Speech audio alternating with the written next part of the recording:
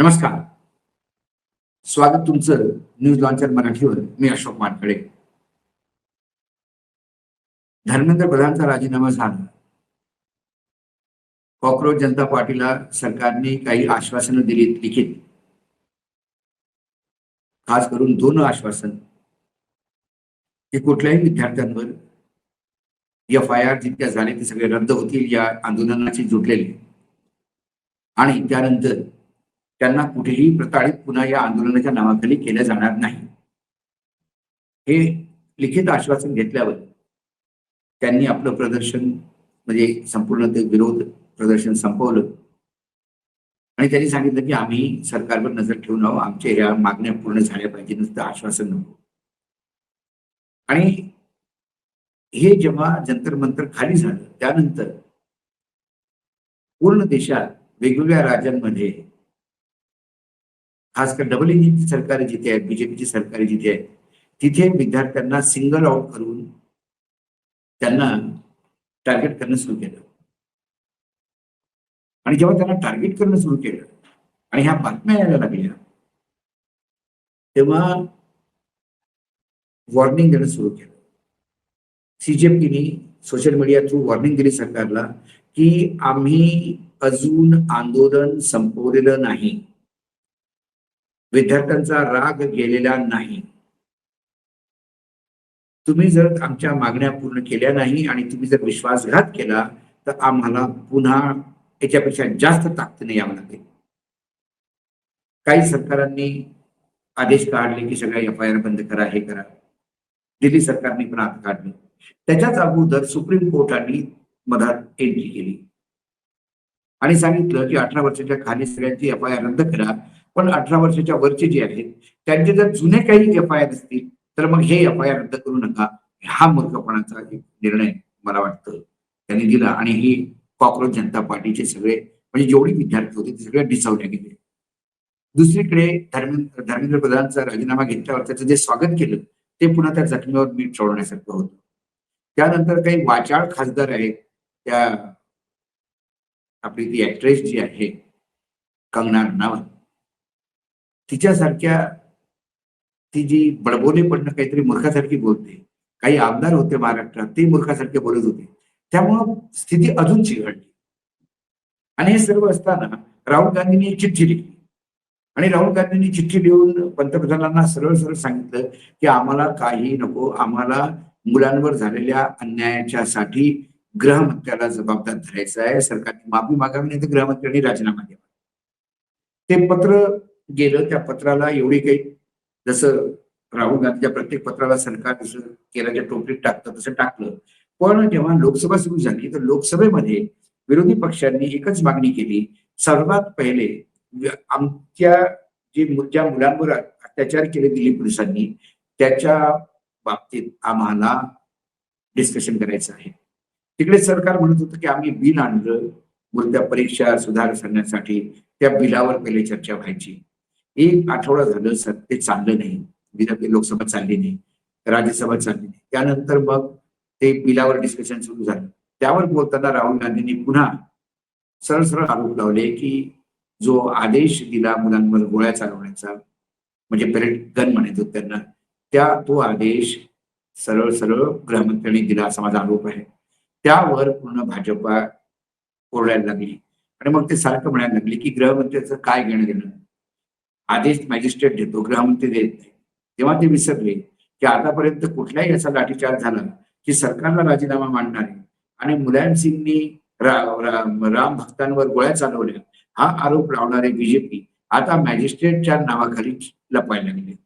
तिथे मॅजिस्ट्रेटनी आदेश देतो, त्यात गृहमंत्र्याचं काय. परंतु गृहमंत्र्याच्या विरोध हळूहळू जोर पकडायला लागला आणि मग तो इतका जोर पकडला की सारे विरोधी पक्ष देशातले एकाच सुरात बोलायला लागले की आता आम्हाला अमित शहाकडनंच राजीनामा पाहिजे. यात अजून भर पडली म्हणजे अमित शहा लोकसभेमधनं गायबच झाले, ते आलेच नाही 2-3 दिवसात. त्यामुळे कुठे ना कुठे ते सारखे म्हणायला लागले की तुम्ही पळता का रिस्पॉन्सिबिलिटी, एवढा जर पोलिसांनी हमला केला तर त्यात गृहमंत्र्यांनी त्याच्यात राजी द्यायलाच पाहिजे. दुसरीकडे दिपके जे गेले घरी मराठवाड्यात, आपल्या घरी गेले जवळजवळ 40 दिवसांनी आई वडिलांना भेटायला, तर त्यावेळेला त्यांच्या आईने त्याच्या अगोदरच एक इंटरव्ह्यू देऊन सांगितलं होतं की दीपिकेला भयानक अभिजितला भयानक धमक्या येत होत्या बीजेपीकडनं. तो बीजेपी जॉईन करण्यात आम्ही तुला पाहून घेऊ, त्याच्या आई वडिलांना धमक्या. तो इतका घाबरला की त्यांनी 16-17 दिवसासाठी आपल्या आई वडिलांना संभाजीनगर मधनं सरळ कोकणात पाठवलं एका नातेवाईकांनी की ते तुम्ही तर अज्ञातवासात राहा. इतकं वातावरण बीजेपीने हे केलंय.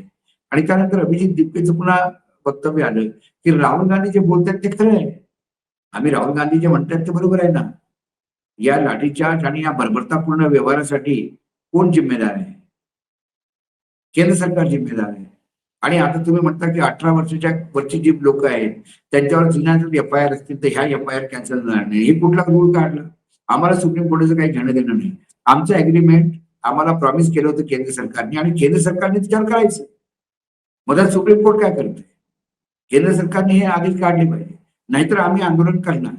आणि राहुल गांधी आणि बाकी लोक जे मागतायत राजीनामा गृहमंत्र्याचा, ते गृहमंत्री त्याला जिम्मेदार आहेत. मग त्यांनी सांगितलं की जो ट्रक म्हणजे आता आपल्याकडे बावनकुळे फार प्रत्येक गोष्टीला 52 जोडून करतात की काय कळलं नाही मला. ते म्हणाले की 6-7 ट्रक आले होते दगड फेकायचे, ते यांनी सांगले होते. आता तो हाय सिक्युरिटी झोनचा एरिया आहे. तिथे माणूस फिरकू शकत नव्हतं. तिथे हे एवढे मोठमोठे ट्रक कसे आले? एकच ट्रक आला आणि तो ट्रक तिथे उभा होता. ट्रक रात्रीच आणून ठेवला गेला. तो या कॉक्रोच पोरांनी पकडला. तो त्याचा व्हिडिओ रिलीज केला.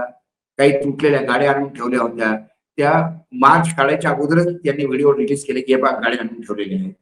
परंतु एका पत्रकारांनी हा ट्रक, त्याचा नंबर, त्याचे डिटेल्स जेव्हा गोळा केले तेव्हा कळलं की हा ट्रक 2 महिन्यापूर्वीच एका ऍक्सिडेंट केसमध्ये जप्त केला गेला दिल्ली पोलिसांनी आणि तो पोलीस स्टेशनमध्ये जप्त होता.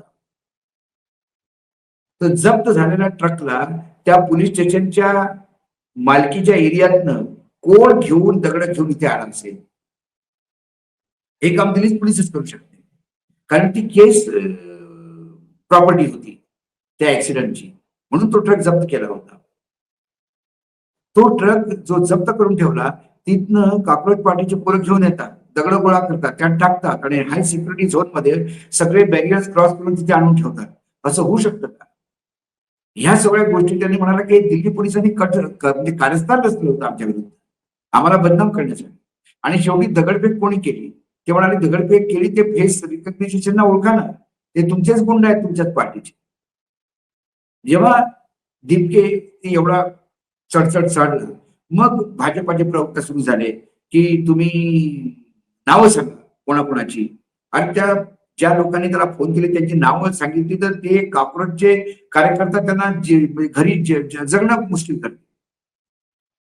म्हणून दीपकेने नाव नाही सांगितले. आणि नावं सांगितल्यावर काय म्हणणार? तुम्ही म्हणणार की नाही ते आमचे लोक नाही, तुम्हाला डिसोन करायला काहीच वेळ लागत नाही. 2 मिनिटात तुम्ही म्हणतात तो मी नव्हेच. आणि काही लोक म्हणतात तरी तुला राहुल गांधीचं समर्थन करायचं तर काँग्रेसमध्ये का जात नाही? याच भारतीय जनता पार्टीने व्हीपी सिंग सरकारचं समर्थन केलं, मग तुम्ही व्हीपी सिंग सरकारसोबत का नाही गेले? समर्थन करणं म्हणजे सोबत जाणं होतं का?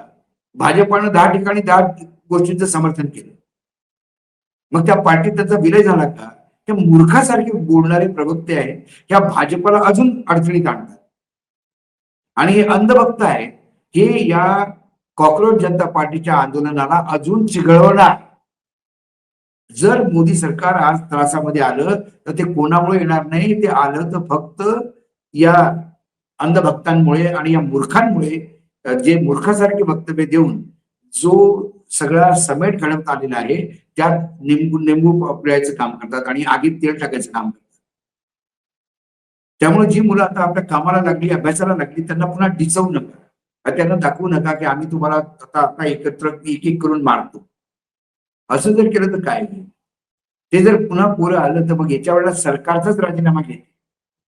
आणि आम्ही नेहमी म्हणतो न्यूज लॉन्चरवर, आम्हाला या देशात सत्ता परिवर्तन कसं जरी झालं तरी ते लोकशाहीच्या रूपानेच व्हायला हवं.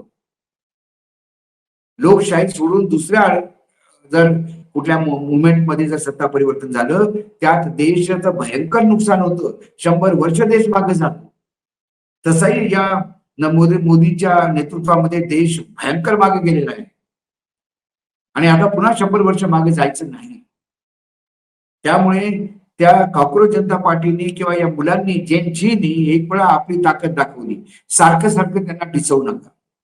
ते जर पुन्हा डिसवल्या गेले तर अतिशय वाईट स्थिती. आज न्यूज लॉन्चर मराठीमध्ये एवढंच. पुन्हा येतो काही विषयासोबत. तोपर्यंत नमस्कार. पाहत राहा न्यूज लॉन्चर मराठी.